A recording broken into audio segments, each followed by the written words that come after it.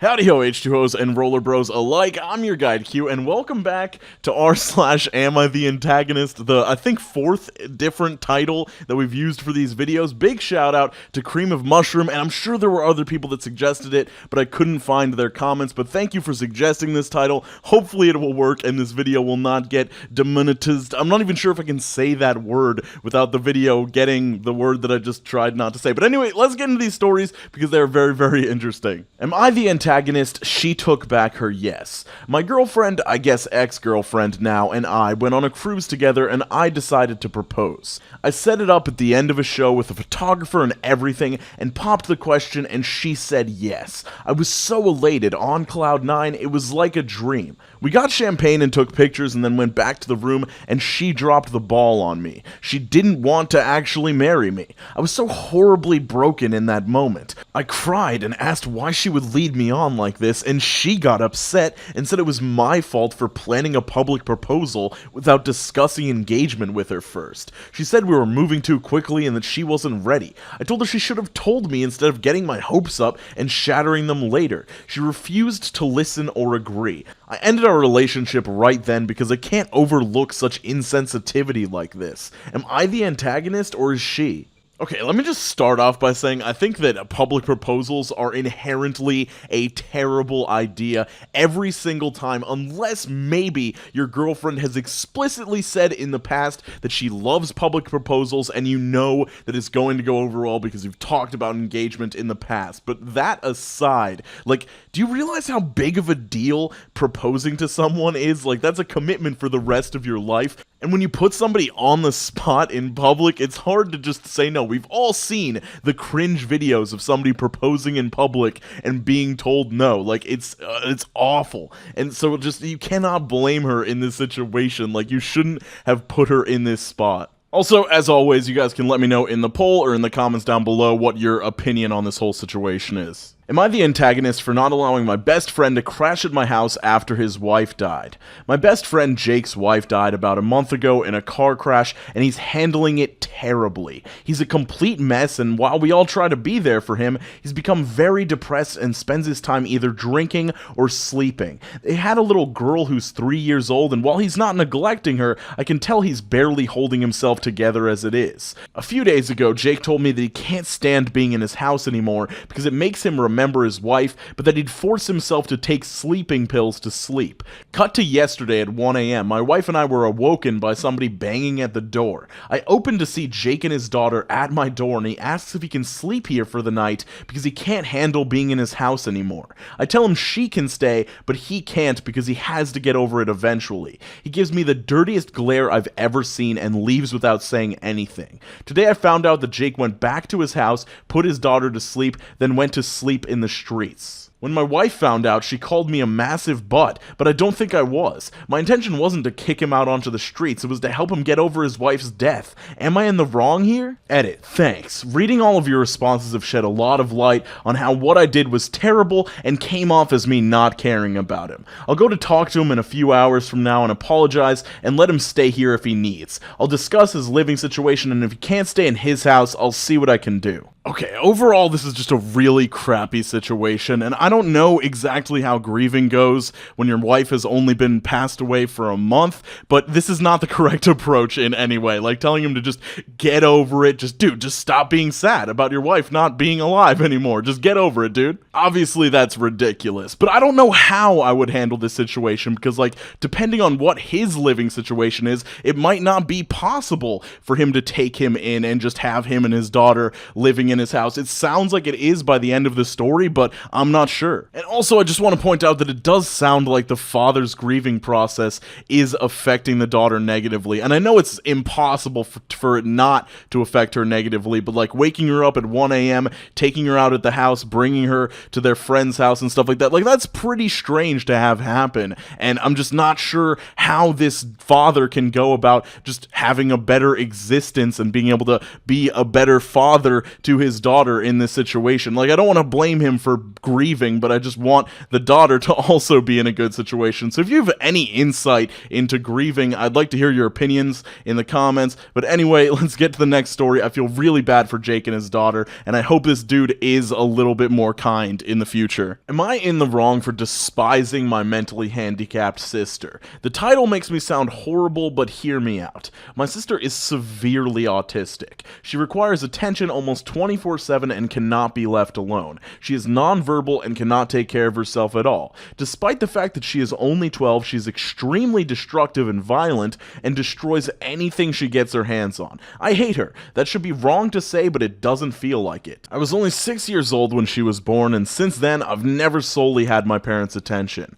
Ever since I can remember, the world has revolved around her. I was moved out of my room into the basement when she was 7 because she needed to be in a room next to my parents. All of my toys as a child were destroyed by her, and my parents simply ignored me when I complained. Even when I was 14 and she destroyed a Mac my school gave me, I was in the wrong. Along with this, I'm expected to take care of her and drop everything I do for her. I can never make plans with friends because my parents expect me to be there if they need me to take care of her. Even when I do somehow get time to myself, I'm required to leave if they need me. If I do not, then I am punished. A recent example of this is when I went to see the new Spider-Man movie and was grounded because I turned off my phone in the theater. It seems as though I'm nothing more than a slave to them, and anything involving her simply overshadows me. This last week, I was chosen to give a speech at a school event. I was so excited, and my parents promised to be there, but they never showed up and claimed it was because of my sister. Anytime anything like this happens for me, they are too busy with her. I've held this in for so long, and it finally spilled out today. While talking about colleges with my father, he jokes that I should get a degree that pays well, so when they're gone, I can take care of my sister. I don't know why, but this caused me to break down. I cried and screamed about how it's always about her. I'm nothing more than a caretaker to them, that they always make it about her, and I'm expected to be her slave for the rest of my life. I've locked myself in my room since then, and my parents have not come to check on me. Am I in the wrong here? She adds an update. Wow, thank you all for the support and love that you guys have given me. I never expected this post to reach the popularity it did. Thank you all. After thinking about it for these past hours, you are right that I don't despise my sister. It's not her fault that she was born the way she is. My parents came to talk to me a while after my breakdown, but I was unable to bring myself to talk to them and only cried and asked them to leave. They made arrangements with my grandfather for me to stay with him for the time being, and I'm getting ready to go to his house. My parents want to talk to me, but we have decided it's best that I leave for now to have some space and time to collect myself. We'll be sitting down and talking later this week about this issue. Thank you again for the love and support through this. Okay, after having read the first post, I would say that between the two kids, there are no antagonists there. It seems like the girl is just very frustrated, and even in that post, she says that she realized that she should really be mad at her parents instead of the kids. And while I can't understand what it's like to be the parent of a severely mentally challenged kids, I'd like to believe that most parents handle it better than this. But she does have an update post that's kind of long, but it does provide more context to the true feelings of the parents because, she had the whole thing with staying with her grandpa, and then she ended up having that talk with her parents. Well, since the day I made that post, I've been staying with my grandfather. This week's honestly been a huge change for me, for better and for worse, but I'll try to run it down.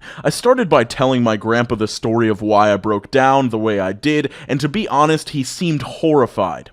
No one in my family knew my parents were using me essentially as a free care service for my sister.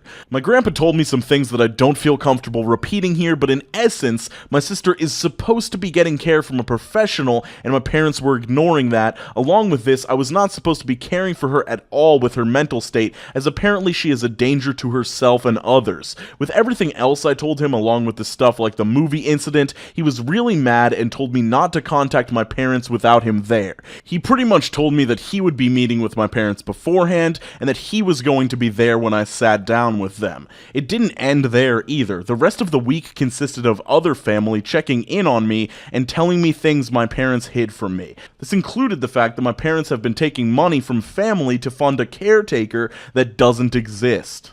Suffice to say, this week has been rough, but the upside is that even through all this, my extended family has been giving me more love than I've felt in a while. My grandfather spent this last week making up for the time I've lost, encouraging me to spend time with friends and do the things I want to do. My aunts and uncles have also been helping me through the week. Well, Saturday night I sat down with my parents to talk. It went badly to say the least. They came clean to me about everything. They told me things I will not repeat here, but they did not apologize. My parents still claim that I somehow owe my sister my time. My father even saying, "You were put here to be her caretaker." I won't lie and say I was composed. After everything I learned, I confronted them on the fact that my sister needed a caretaker. The money my dad was taking from his sister and a few other people. They denied it or made excuses, and in the end, we ended off in a worse place than before. Today will be the last time talking to them for a while. After talking with my grandfather and uncle last night, I'm not going back.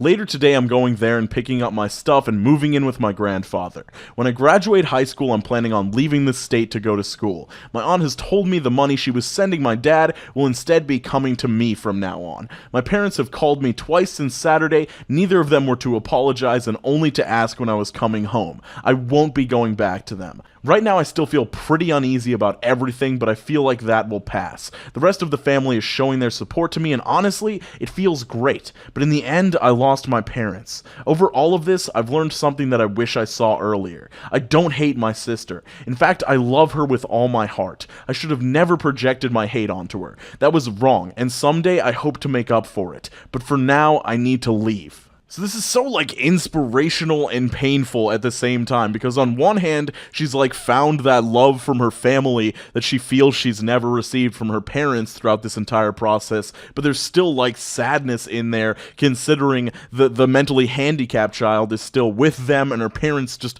aren't coming around to the truth whatsoever. They're still just completely in denial that they've done anything wrong, and they're just going to continue to live this lie for some reason.